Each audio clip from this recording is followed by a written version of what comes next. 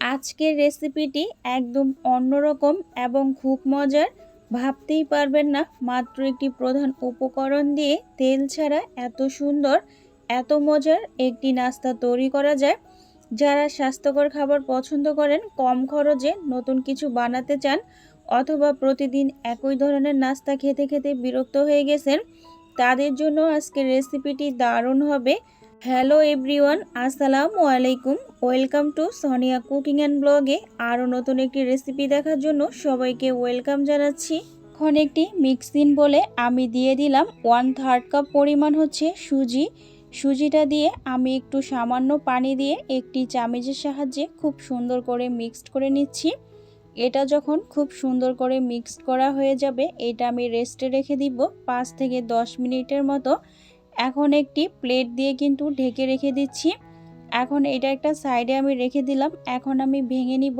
এখানে আমি একটি ডিম নিয়ে নিয়েছি। আজকে আমি শুধুমাত্র একটি ডিম দিয়েই এই হেলদি টিফিন নাস্তার রেসিপিটি আপনাদের সাথে শেয়ার করব। আর ডিমটা খুব সুন্দর করে চামচের সাহায্যে ফেটিয়ে নিতে হবে, তাহলে আপনার নাস্তাটি অনেকটা নরম আর সফট হবে। আমি ডিমটা খুব সুন্দর করে কিন্তু চামচের সাহায্যে ফেটিয়ে নিয়েছি। এখন আমি চলে যাব সুজির কাছে। 10 মিনিট পরে আমি ফিরে আসলাম। এখন আপনাদেরকে আমি সুজিটা দেখিয়ে দিচ্ছি। দেখুন, সুজিটা ফুলে কিন্তু অনেকটা সফট আর নরম হয়ে গেছে। আপনারা শুধুমাত্র সুজি আর ডিম দিয়ে কিন্তু এই দারুণ হেলদি টিফিন রেসিপিটি কিন্তু বাসায় 10 মিনিটে মাত্র তৈরি করে ফেলতে পারেন। দেখতে যেমন সুন্দর, খেতেও হয় অনেক বেশি টেস্টি আর মজাদার। এখন দিয়ে দিব 1/3 কাপ পরিমাণ চালের গুঁড়া। চালের গুঁড়াটা দেওয়ার পর এখন দিচ্ছি এখানে ডিম যে ফেটিয়ে রেখে দিয়েছিলাম, দিয়ে এখন দিব স্বাদ মতো লবণ। সব কিছু দিয়ে এখন আমি একটি চামচের সাহায্যে আস্তে আস্তে খুব সুন্দর করে মিশিয়ে নিব। আর এই ব্যাটারটা আমি এমনভাবে তৈরি করব, আপনাদেরকে আমি অবশ্যই দেখিয়ে দিব। খুব বেশি পাতলা আবার খুব বেশি ঘন করব না। চামচটা এখন তুলে নিব আর দিয়ে দিব এখানে রুম টেম্পারেচারের মতো পানি। পানিটা একদম কুসুম গরম পানি হতে হবে। হাত দিয়ে আমি খুব সুন্দর করে এই ডোটা মেখে নিব। আর হাত দিয়ে যখন আমরা এটা মেখে নিব, অনেক বেশি সফট আর অনেক বেশি স্পঞ্জের মতো তৈরি হবে এই টিফিন নাস্তাগুলো। আর এই নাস্তাটি ছোট থেকে বড়রা অনেকটা পছন্দ করবে। এই পর্যন্ত যারা যারা আমার ভিডিওটা দেখছেন, প্লিজ আমার ভিডিওতে একটা লাইক দিবেন। আর আমার চ্যানেলটি নতুন, সবাই আমার চ্যানেলের পাশে থাকবেন। আর ভিডিওটি কেউ স্কিপ করবেন না, সম্পূর্ণ ভিডিওটি দেখুন। আশা করি আপনাদের কাছে অনেকটা ভালো লাগবে। আমি এখন আরও কিছুটা পানি কিন্তু দিয়ে দিলাম। এখানে কিন্তু পানির পরিমাণটা আমি একবারে দিইনি, অল্প অল্প করে দিয়ে কিন্তু এই সুন্দর একটি ব্যাটার আমি তৈরি করে নিয়েছি। আর আপনারা কিন্তু পানির পরিমাণটা একটু বুঝে শুনে দিবেন, যাতে খুব বেশি পাতলা আবার অনেক বেশি ঘন না হয়। এখন দিয়ে দিব 1 চিমটি পরিমাণ এখানে বেকিং পাউডার। বেকিং পাউডারটা দিয়ে আমি ব্যাটারের সাথে খুব সুন্দর করে মিশিয়ে নিব। দেখুন, ব্যাটারটা আমার একদম পারফেক্ট মতো রেডি হয়ে গেছে। এখন চলে যাব ভাজতে।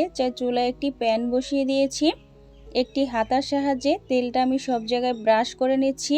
এখানে কিন্তু আমি কোনো রকম তেল দিব না, প্রথমেই আমি কিছুটা পরিমাণ তেল দিয়ে দিয়েছি। এখন হাতার সাহায্যে আমি 2 চামচ ব্যাটার নিয়ে এখানে দিয়ে দিচ্ছি। আর একটু গোল করে দিতে হবে, যাতে আপনার নাস্তাগুলোর শেপ অনেকটা সুন্দর হয় আর দেখতে আকর্ষণীয় মনে হবে। এখন একটি ঢাকনা দিয়ে 50 সেকেন্ড বা 1 মিনিটের মতো ঢেকে রেখেছি। দেখুন, আমি ফিরে এসেছি আর এক পাশ কিন্তু হয়ে গেছে। আমি একটু উল্টিয়ে দিচ্ছি।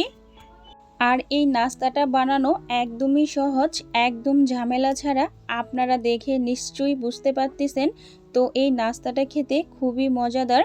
বাচ্চা থেকে বড় সকলেরই কিন্তু অনেকটা পছন্দ করবে। আমি এভাবে সব নাস্তাগুলোই কিন্তু ভেজে নিচ্ছি। আপনারা চাইলে এই নাস্তাটা বাচ্চাদের টিফিনে অথবা সকালের নাস্তা, বিকেলের নাস্তায় যে কোনো সময় এটা খেতে পারেন। এই নাস্তাগুলো তৈরি করতে এখানে কিন্তু বেশি উপকরণের দরকার নেই। মাত্র 2-1টি উপকরণ দিয়ে কিন্তু এই নাস্তাটি তৈরি করে ফেলতে পারেন। আর এই নাস্তাগুলো তৈরি করে কিন্তু আপনারা মেহমানদেরকেও মেহমানদারি করতে পারেন। দেখবেন মেহমানরা খেয়ে কিন্তু আপনার অনেকটা প্রশংসা করবে আর চুপি চুপি কিন্তু আপনার থেকে রেসিপি জানতে চাইবে কিভাবে এত অল্প সময় এত সুন্দর নাস্তাগুলো তৈরি করে ফেললেন। এর মধ্যে আমি সব নাস্তাগুলোই কিন্তু ভেজে নিয়েছি। এখন আপনাদেরকে এগুলো আমি গরম গরম পরিবেশন করে দেখাবো। আর একটু কাছ থেকে আমি দেখিয়ে দিচ্ছি, দেখুন কতটা স্পঞ্জি আর অনেকটা কিন্তু ছিদ্রযুক্ত হয়েছে। আর আজকের তেল ছাড়া মাত্র 2টি উপকরণে তৈরি এই সহজ নাস্তার রেসিপিটি যদি আপনাদের ভালো লেগে থাকে তাহলে অবশ্যই একবার বাড়িতে বানিয়ে দেখবেন। বানানোর পর কেমন হয়েছে তা কমেন্টে জানাতে ভুলবেন না। আপনাদের একটি লাইক, একটি সুন্দর কমেন্ট এবং একটি শেয়ার আমাদের আরও নতুন নতুন সহজ ও স্বাস্থ্যকর রেসিপি নিয়ে আসার অনুপ্রেরণা দেয়। আজকের মতো এখানেই বিদায় নিচ্ছি। দেখা হবে নেক্সট কোনো রেসিপিতে। ততক্ষণে সবাই ভালো থাকবেন, সুস্থ থাকবেন। আল্লাহ হাফিজ। আসসালামু আলাইকুম।